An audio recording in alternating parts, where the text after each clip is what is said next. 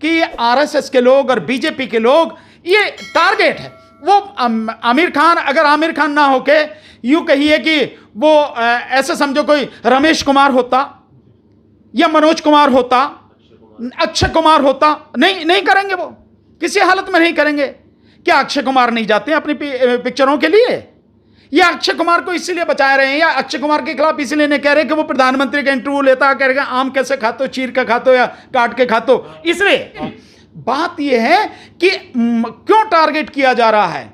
क्योंकि आमिर खान लगा है, मुस्लिम है, इसलिए टारगेट किया जा रहा है और कुछ नहीं है।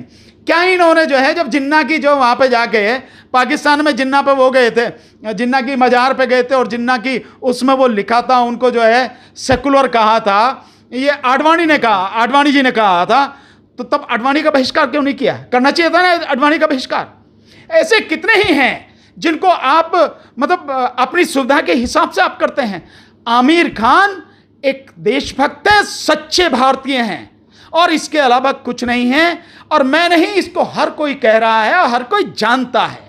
वो यहीं पैदा हुए, यहीं के लिए जी रहे हैं और इसी मिट्टी में उनका शरीर मिल जाएगा, कहीं कुछ भी नहीं है। और जो कुछ कर रहे हैं वो इसी देश के सुधार के लिए कर रहे हैं। तो आमिर खान पर यह आरोप लगाना, मैं समझता हूं इससे ज्यादा आरएसएस का मानसिक दिवालियापन नहीं होगा। वैसे तो कहते हैं बड़ी विचारक संस्था, बड़े बड़े विचारक हैं, बड़े बड़े ज्ञानी हैं। मैं समझता हूं तो मूर्खों की जमात होगी अगर इस तरह की बात कहो तो। एक आमिर खान जैसे ऐसे व्यक्ति को आप देशद्रोही कहेंगे तो फिर रह क्या जाएगा? फिर तो मैं ये कहूंगा कि फिर मोहन भागवत ये कहां कि देशभक्त है, फिर ये भी देशद्रोही हैं सारे के सारे। कौन नहीं है ये सारे के?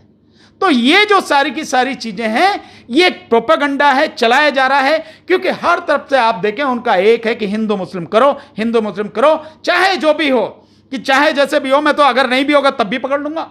जैसे आप ये जो मरकज का जो जजमेंट आया है बॉम्बे हाई कोर्ट का, जो औरंगाबाद बेंच का, उसमें भी यही है, साफ साफ उन्होंने कहा कि भाई चाहे जो भी हो, सारे वेग एलिगेशन है, बिल्कुल झूठे हैं, बेबुनियाद एलिगेशन है, फिर भी नहीं, मुझे तो इन्हें बलि का बकरा बनाना तो बना दिया।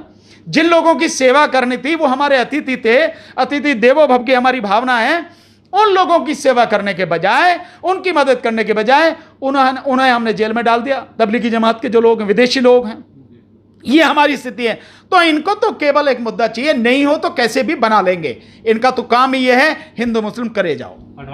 जब वहां से शायद अफगानिस्तान से कहीं से आ रहे थे तो रास्ते में उतर के वहां गए, उसके वहां पे उसके नवाज शरीफ के यहाँ, जब नवाज शरीफ प्राइम मिनिस्टर थे, काहे को गए भैया? कौन चाचा लगे थे तुम्हारा जिसके पास गए देखने के लिए? क्या था वो तुम्हारा, कितना सगा था? तब उन्होंने नहीं कहा, तब इन्होंने नहीं निकाला आरएसएस वालों ने, तब इन्होंने ये सारा नहीं किया कि भाई वो देशद्रोही है। और काहे को बुलाया था? जब नरेंद्र मोदी पाकिस्तान के विरोध में ही लगातार करते हैं, बीजेपी आरएसएस पाकिस्तान का विरोध ही करती है, तो अपने शपथ ग्रहण समारोह में 2014 में हुआ, काहे को बुलाया उसको? पाकिस्तान को क्यों बुलाया? नवाज शरीफ को है नहीं है? तो ये सब इनकी दोगली और जाने कितनी कितनी तरह की नीतियां हैं, केवल देश को बर्बाद करने के लिए।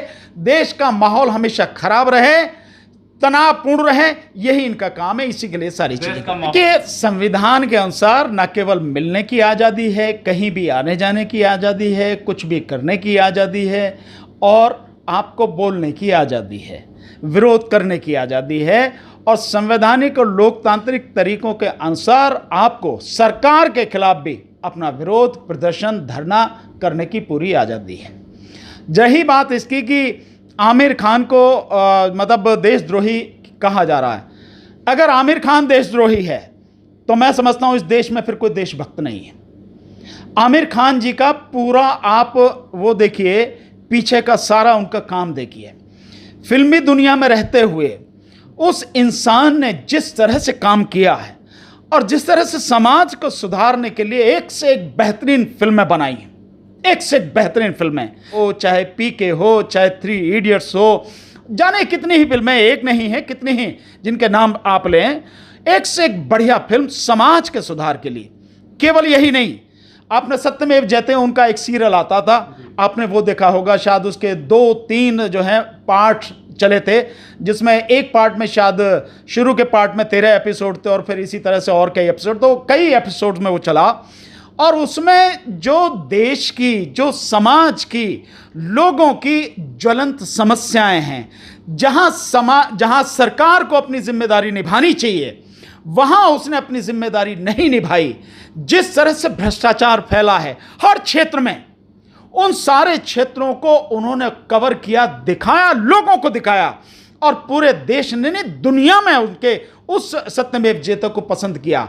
केवल यह नहीं, इसके अलावा जो वो काम करें, एक सामाजिक काम करके तो दिखाए। सरकार में हिम्मत है तो सरकार के पास तो किसी तरह की संसाधन की, पैसे की कमी नहीं है, लेकिन वो व्यक्ति अपने साधनों में, अपने दोस्तों से, अपने सर्किलों से वो सारी जो सहयोग लेके एक काम पानी के लिए जो कर रहे हैं, लगातार महाराष्ट्र में गांव गांव तक पानी पहुंच जाए, पानी का संरक्षण करने के लिए जो काम कर रहा है, ऐसे व्यक्ति को आप देशद्रोही कहेंगे? देखिए, उसका तो काम ही है, मैं समझता हूं वो तो बहुत बुरी तरह से बीमार है। डॉक्टर जरूर है लेकिन वो बीमार है, उसे भर्ती हो जाना चाहिए किसी हॉस्पिटल में। काहे कुछ देश का माहौल खराब कर रहा है, उस पर कुछ, वो उसका काम ही ये है कि इस देश के माहौल को खराब करो, गंद फैलाओ, देश में हिंदू मुस्लिम करवाओ ताकि दंगा हो सके, लोग भड़क सकें।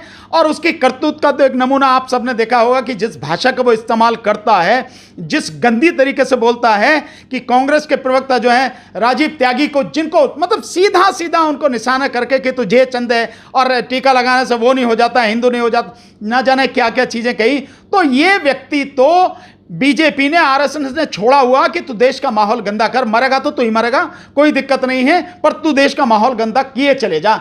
ये है स्थिति। पर मैं ये समझता हूं वो एक डॉक्टर है, उसको समझना चाहिए, कोई भी बात कहने से पहले 100 बार सोचना चाहिए, जांच पड़ताल करनी चाहिए कि वो क्या कह रहा है, क्या नहीं कह रहा, क्या उसे कहना चाहिए और इससे क्या असर पड़ेगा।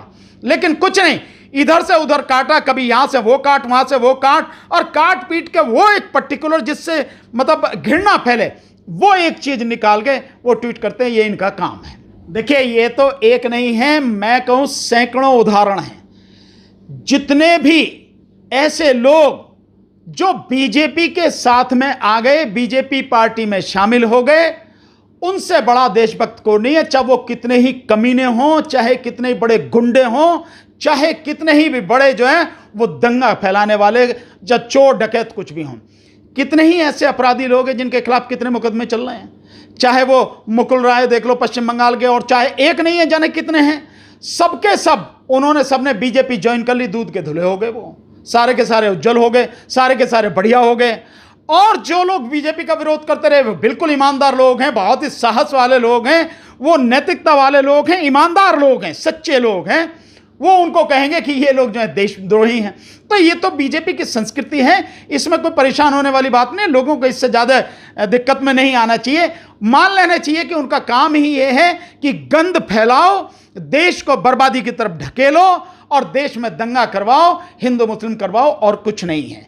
जो भी व्यक्ति बीजेपी में आ गया, वो पता नहीं कौन सा उनका पानी है, कौन सा गंगा जल है, कौन सा दूध है, कौन सा उसमें अमृत मिला हुआ है कि वो आते ही, जैसे ही बीजेपी की सदस्यता लेगा, वो बिल्कुल एकदम स्वच्छ छवि का हो जाता है, पाक साफ हो जाता है, ईमानदार हो जाता है, और उससे पहले वो कितना ही बड़ा बेईमान हो। तो इन सब चीज़ों से परेशान होने की जरूरत नहीं, ये इनकी संस्कृति है कि इसी तरह से लोगों को दबाव में लाके लोगों को डराओ धमकाओ और माहौल खराब करो। और कुछ कि वो जो मेरा था वो मैंने बहुत डिटेल में समझा था, और मैं हर जगह उस बात को समझाता था और उसका कारण भी देता था कि किस लिए ये सब कुछ किया जाए।